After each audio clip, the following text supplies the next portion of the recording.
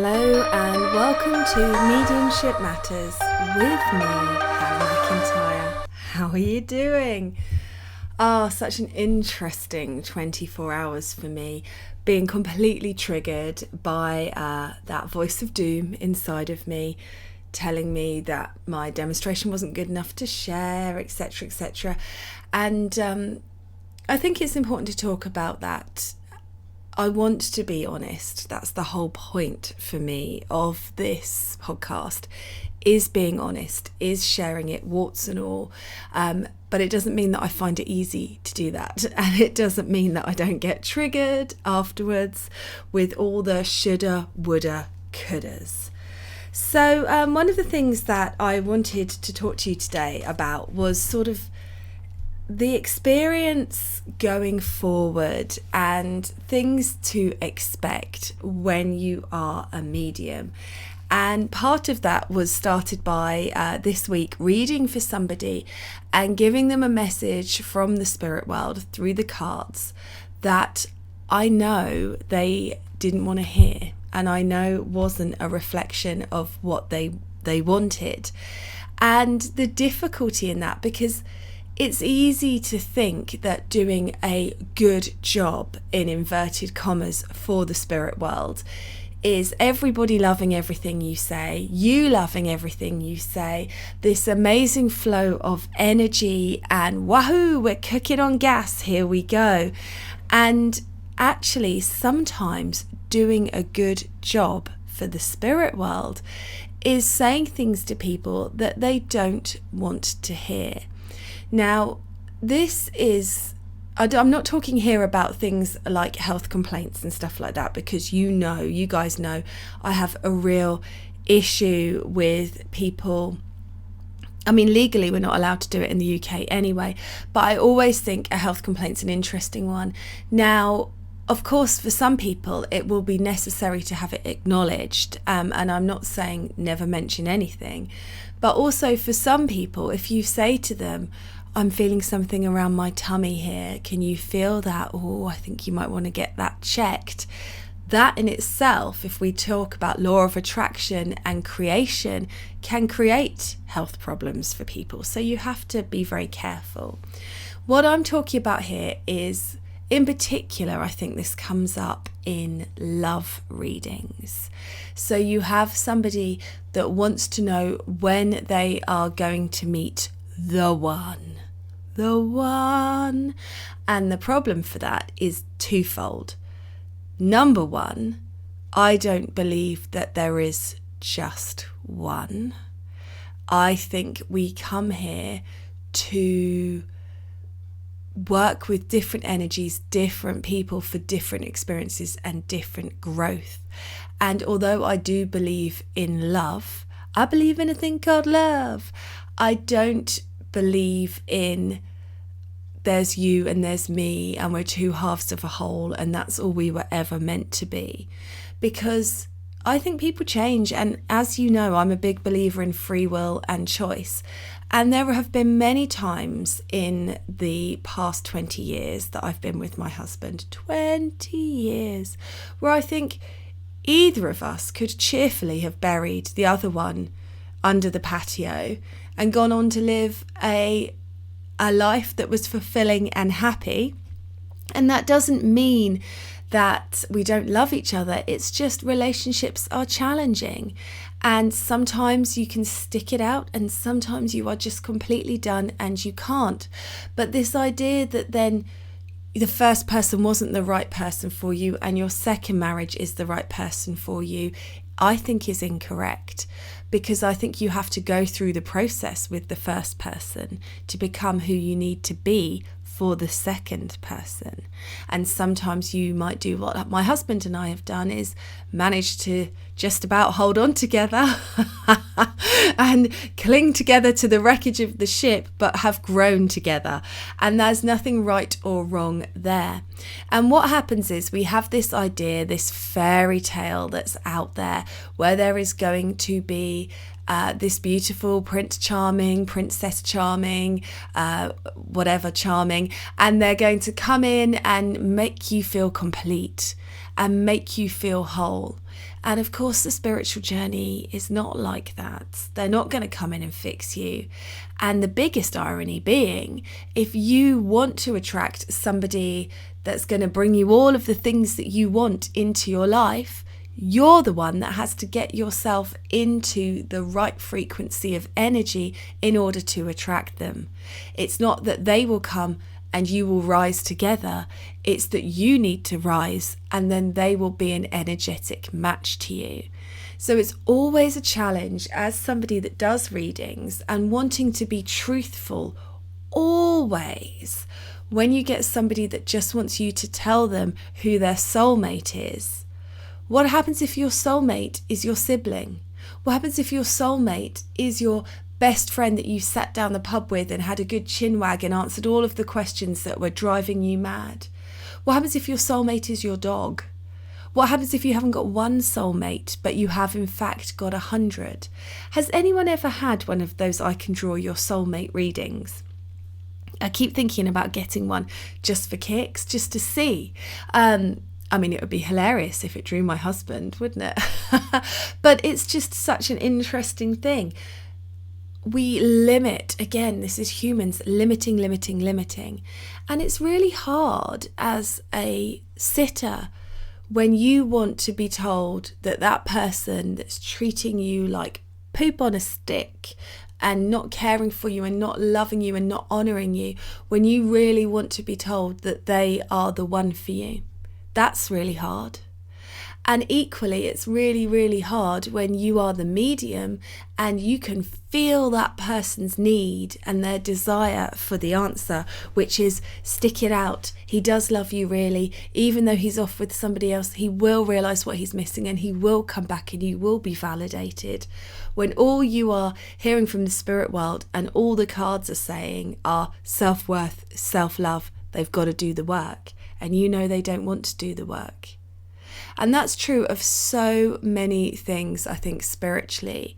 When you step up to be a reader for the spirit world and be true to the spirit world and somebody's true potential, then you have to give the hard truths. And you can't mollycoddle people, because mollycoddling is a form of enabling. And I wouldn't be doing my work for the spirit world that I should be doing if I sat there going, there, it's so tough, you've got no options, these are just the cards that you were dealt in this life, I'm so sorry. When I actually know that they have a huge amount of potential there for them that is available. And if they would just step into the right energy and start working on themselves and working on their mindset and working on their healing, it would be there for them. And this is true of many things, I think. We've also got, let's talk about potential here, because this is always an interesting one. Why is it so hard to give ourselves the permission to do the things that we want to do? So many people book readings with me just to check if it's okay if they start working with the spirit world, just waiting for that permission. And in honesty, that's what I did when I first started. But of course the spirit world, in complete, undeniable, unending, infinite love, are going to say, of course we want you, we're looking forward to working with you, this is what we want, because of course they do, that's the dealio. And yet we find it so hard to give ourselves these things and have this permission, because again, I think, as always, all roads lead to self-love. All of them. Doesn't matter which path you're on. It's about loving yourself enough to do what you want to do, to say no, to walk away from that relationship that's not making you happy, to put in boundaries. Always self-love. And sometimes we have to just get it wrong to get it right. And that is the process. Sometimes it doesn't matter how many people will tell you what you should be doing, how many readings you can have that open you up to your potential and your promise. You sometimes just have to sit right at the bottom and fail so you can pick yourself up. And what about all the readings that you've had on the way there? where you've been dissatisfied, where you thought there was some magical words going to pop out of that medium's mouth and change everything. But actually all that medium is saying is that the change is within you and that you're the one that needs to leap up and grab it. What does that mean? And it's always fascinating. It's fascinating how it's a journey and not a linear line from one point to another. Because sometimes I think we are given things or want things from the spirit world to unlock something else within us. And I've had a few people recently that I've had readings where the spirit world have been very much, go for it, this is it, this is brilliant, take the opportunity. And then in taking the opportunity and thinking that the green path was their path, all of a sudden something amazing has happened on the yellow path, and now they feel conflicted. And when I talk to spirit about that and I say, look, you told them to go down green and now something amazing is tantalizing them from yellow, what does this mean? Where should they be? Sometimes it's very much that you were pushing yellow, having this idea of where you needed to be. And what we needed you to do was completely let go of yellow, put all of your focus onto green, all of your energy onto green, so that yellow had the space to grow, so that it had the space to expand, so it had the space to show you the path that you could follow there. And again, no set path. It's up to you whether you now follow yellow or green. Spirit aren't going to tell you. You need to tell you. And that's hard. So I think this is always the problem when you're doing any form of mediumship. And I often focus on evidential and how difficult that is. But actually, it's pretty difficult doing card readings as well, because people don't want to do the work. And that is sometimes the biggest challenge that you will face, is these wonderful people who are sat in front of you who just want you to give them sympathy and tell them that they've had a really unfortunate incarnation here and hold on for the next one. And actually what they need to do is make the changes, stick to the changes, work at it. I mean, self-love is a full-time job, and don't let anybody tell you any different. You've got to be focused on you and your needs and your thoughts all the time. And that can be interesting. And I think, as always, that as a medium, we need to talk about the changes that happen to you as a result of reading for people, because I personally believe that every single reading I have ever done for anyone has shaped me in some way, has changed me in some way. So when you do an evidential link for somebody and their loved ones come in, and you can feel their love and their pride, and you can hear the spirit world saying, I thought I was going to have longer, live your life, choose happiness. When you sit in that again and again and again, that changes you. But sometimes it's just such an amazing thing to sit in the energy of it and look at somebody on the screen or look at somebody in your audience and feel. See with spirit's eyes is the best way I can phrase it. It's like they're looking through your eyes at their loved one, and you are full with that love, that wonder, that magic of the spirit world. And the same goes for cards. You can be reading for somebody and they'll be going, oh my goodness, this is so spot on, this is so spot on. And you'll be sitting there thinking, God, this really resonates with me. I need to pay attention to this. I need to do this. And so again, it's spirit showing us this collaborative energy that we all work in all the time, where it is spirit and the cleverness, the intelligence, the wonder, the power of the spirit world, the sitter and their needs, but also the spirit world meeting your needs in your development. Because if you step up to be a medium and work with the spirit world, you set up on a very lengthy lifetime path of self-improvement, self-reflection. And I think that is wonderful, but also a bit nuts, really. I can't believe the stuff that they managed to do. So, yeah, I just want you, as you're going on your journey and you're developing and you're offering your vulnerability to people and you're letting them know that you're a medium and you're doing a reading for them, and it's never easy, but sometimes it's amazing. And regardless of whether it's amazing or absolutely pants, you will learn, you will grow, and you should celebrate that. That's what I think. Oh, I'm in such a lovely mood today, aren't I? So, I also wanted to talk today about physical mediumship. Now, somebody messaged me, emailed me ages ago, and I'm so sorry. I know you were a man, but that's all I can remember, and I can't find your comment, wanting to talk to me about whether I believe in physical mediumship and whether I think Ouija boards are dangerous. And yes, I believe in physical mediumship to some extent. And yes, I love a Ouija board. So I think when you look back at physical mediumship through the ages, and if you've ever watched The Awakening, you will know what I'm talking about here. There was a lot of stuff, especially in Victorian times, where there was obvious fakery.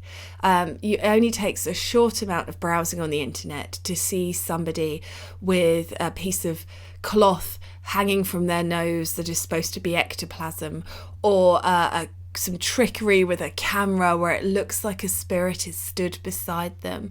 And I do believe, for the most part, they are fake. Those pictures are fake. It's not that I don't believe these things can happen, because I do, but I think I think it's that thing of not being able to accept that mediumship is an experiment and it's not going to work every time that you want it to. And I think that fakery was a necessary part of the journey for spiritualism. I think it opened it up to people. People saw those photos, and that bit of physical proof perhaps opened their minds up to the spirit world in new and exciting ways. So although it's easy to look at things and go, oh, that is quite obviously a muslin cloth hanging from your face there, that's embarrassing, it's also important to understand that perhaps that served a purpose. A bit like me and my love of Stephen King, which to anyone who doesn't understand mediumship would think that has got no place in spirituality. It's demons, it's fear, it's scaremongering. But I also learnt so much from it and from The Stand, my favourite book of all time, that I think they had intrinsic parts in opening me up to the medium I am now. Also, the film in the 90s, Stigmata, absolutely, is probably still why I can't quite settle in a church environment the way that it would be so useful if I could. So I think it's easy to look at things like that in retrospect and go, that was fake. And I think it also nowadays taps into the when people are paying and people turn up, it can be really, really pressured to get physical mediumship. And this is the thing with physical mediumship. It used to be everywhere. It used to be really, really popular. But I think that it's one of those things where you can't guarantee it. And if you can't guarantee it, Do people really want to come? And it's a brave medium that can sit in a space where nothing happens for an hour and a half and go, sorry guys, that's the way it goes. Thanks for coming. And let you leave again and not feel like they've done a bad job. So it's hard. And I don't know if you've watched Surviving Death on Netflix, but if you haven't, I do recommend it. And there's a medium on there who, in my opinion, and I don't know this lady, I've never met her, is has the sitters from hell. I'm going to phrase it that way. And she puts herself in such a vulnerable space of showing mediumship to the masses. And then the guy that she does it likes to prove spirit. And even though spirit have jumped through 1,000 hoops and proved themselves to him again and again and again, she does some readings for them, and then they tear it all apart and say she could find it on Facebook, and they don't believe in it and they don't agree with her. And I don't know how she feels, because I've never spoken to her, I've never met her. But for me, I just thought, God almighty, that sucks, man, to put yourself in that space. Anyway, she does physical mediumship. And one of the things that always stuck with me in that was they were talking to the people that sat in her group. And one of them said something along the lines of, we meet every week at this time, at this space. If it's your birthday, it doesn't matter. If you're going to be away, it doesn't matter. You come. We plan our lives around these get-togethers because we have to be that committed to get the space where physical mediumship can happen. And I don't think in today's society of wanting it now, there are many people that will sit for months on end and get no results, but hold that faith as they are changed and the energy is built and the spirit world learn to work in the environment with all of the people that are there and the energies that are there. And so I do believe in physical mediumship. I've seen a lot of table tipping. I've done a lot of table tipping. And see, this is the fun thing about table tipping is it only works when the energy is good and high vibe. And my students who will be listening to this will be laughing because they will know that sometimes we've not been able to get it to go. And in order to get it to go, we have had to put Black Lace Superman on and dance around like absolute wallies, laughing our heads off to build that energy so that it could rise. And this is the problem with physical mediumship. If you've got someone there who's in a bad mood or neggy space, or they're sitting there with their frowny face on, or their come on and prove it, that's a harder energy to get physical mediumship in. I'm not saying impossible, I'm just saying harder. Now, Ouija boards, these creep people out, don't they? Honestly, it's hilarious. I love them. I think they creep people out because they've been used in a lot of horror movies. And the problem is there's lots of people that have had spooky experiences with spirit boards. And when I have asked spirit about that, they have always said to me that physical mediumship is incredibly sensitive. And if you have somebody that has a negative energy, or a negative expectation, that can often be stronger than the energy that the spirit world are trying to build. And so it can take things over. So if you've got someone fixated on the fact that the spirit world board is going to spell out murder, then it's going to spell out murder, where your nan might be on the other side of it trying to say hello. And this was a massive learning for me with spirit boards, Ouija boards, that they're for communication to your loved ones. You don't have to use them to hunt in that way that I was talking about with Dan the other day. You don't have to use them to speak to spirits you don't know. You can use them to communicate with your loved ones. And when I first started working with spirit boards, I used to bless all the space and light the candles and ask the angels to oversee and protect us from anything negative, because that was my belief system then. And now I don't even do that. I just trust in the spirit world. I wouldn't work with the spirit world if I thought there was anything bad in it. And so I just sit, and usually it's my grandmother that comes through. She bloody loves a spirit board, and that's always really nice. And the funny thing is, if you do an hour and a half of a spirit board or something like that, an hour with a group of people, you can even get people's personality coming through on the way that they move it. So my spirit board is not posh. It's 2 pieces of plastic, solid plastic, one white and then a clear one to go over the top, and I have written the letters on it with a permanent marker. And then I lubricate the top of my spirit board with a little bit of coconut oil, and then I use a shot glass. I tried buying spirit boards from retailers, and I just found they didn't move very well, and it was frustrating me, and they were a little small and it was a little squishy, and so I made my own. And I bought the plastic off eBay. It wasn't anything too exciting. And it's really fascinating to me when it can move really, really slowly and carefully for one spirit, but really fast and a little bit silly for another. And they will crack jokes, and they will share memories and be evidential in such amazing ways that it never fails to blow my mind. And I find them a lot of fun and very, very uplifting. I don't find them spooky, and haven't for a long time. And the only time when I ever did get anything spooky through them is when I believed that there was spookiness to be found. So what does that tell you? Yeah, so I think physical mediumship is amazing. I am always asking the spirit world to knock. They never do.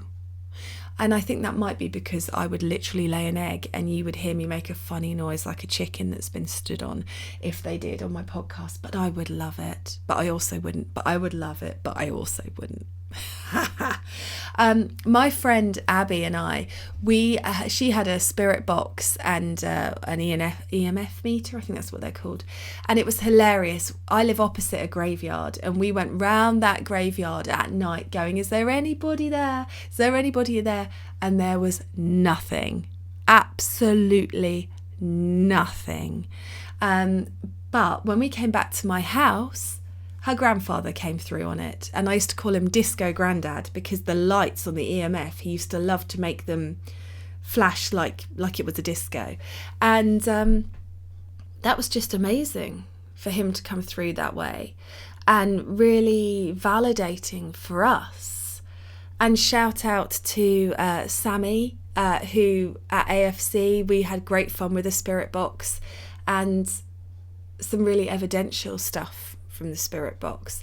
So I do absolutely love a bit of physical mediumship. I don't think I'm the best at it because I'm too bloody impatient. But I do love to do a spirit board. I do love to make those little communications. There's something for me in the merging of the physical and the non-physical where the energy is tangible. I mean, I did a table tipping once with my students where the surface of the table, it had a velvet tablecloth on it, looked like water with waves. And we could all see the physical breaking down, what you thought was solid becoming liquid almost, and moving and rippling. I mean, if there's anything to show you what an illusion this physical world is, it's stuff like that make you go, holy heck, can't believe it. So I have no fear from any of those things. And I did spooky spirit boards when I was a teenager, but honestly, what a weird space to give any energy to work. Complete fear, silliness, a complete lack of respect or knowledge for the spirit world, going down some alley, smoking your fags even though you're too young, probably drunk some cider, waiting till midnight and then doing a spirit board and expecting a demon to come in. Like, of course. And the spirit world always bring us amazing physical stuff. I've just remembered when I was a teenager, my friend's grandmother had died and we were at their house, and her TV kept turning on and off. And somebody, it might have been me, it might have been someone else, it was probably me, if you're Becky's now, and I can't remember her name now, prove to us that it's you, and a can of hairspray or deodorant, an aerosol, came off the side, off the drawers, rolled across the floor and then stood up in the middle of the floor, and we all went, ah, it was her nan. I mean, honestly, kids. But I think that's part of the problem for physical mediumship, is we put a lot of limits in it. So if you're going to do anything like that, number one, make sure you're not going to be silly about it. And if you're going to be silly, just stop. Just say, okay, I'm not in the right space here. I'll come back to it later. And then start expecting it to be your loved ones. Your grandmother is not going to come in and haunt you. She wants to say hi. And again, don't expect it to happen overnight. It takes time, dedicated effort and dedicated practice, and changing energy for you. Like all forms of mediumship, when you step up to start doing it, your energy body and physical body will go through an attunement process. Your energy will be changed so that you can be that generator of love and light that the spirit world needs to work in the physical, in a physical way. And so when you step up for this, you will find that you are very changed by it. When I used to teach trance, in our trance group, which is when the spirit will come and enter your body and talk through you, we were only doing the actual, one of us would work for 10 minutes, but we'd be in the energy of it for a couple of hours, because by the time everyone had had a turn, and we would always need a couple of weeks to recover from the magnitude of being in that energy. So any form of mediumship, but I think particularly the ones where there's physical work going ahead, they do need you to change, be attuned, be shifted, moved into a different frequency, and you can expect yourself to be tweaked. So always a long term. But I have to be honest and say once more, if I honestly thought there was anything to be afraid of in the spirit world, I would not work with the spirit world in my own home, which I do. I am not afraid. It's nothing but magic. So there we go. I hope you have enjoyed today's podcast, and I will catch up with you again soon.